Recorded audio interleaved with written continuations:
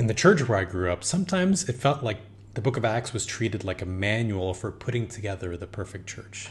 The idea was that if we could just be the church like they were in the early days of the church, that we would be in a much, much better place.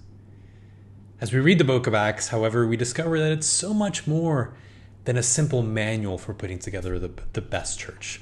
It's so much more than a handbook for how to live together and lead together and worship together.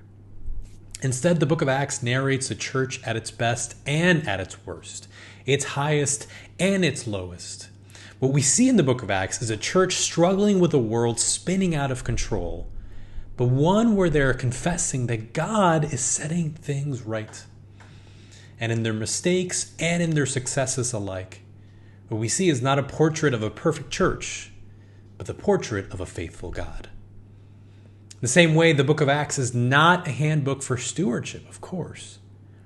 But I think it is a companion in our work, an inspiration for our work, a spark of imagination in which we can hear the Spirit's prophetic and transformative voice.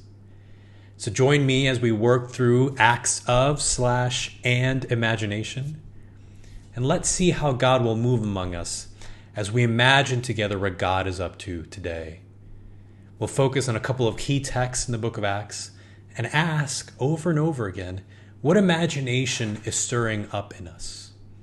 What we're going to see over and over again is that the imagination that God is stirring in us in this text, I think, is one of a God who is in the business of expanding our sense of belonging and surprising us at every turn.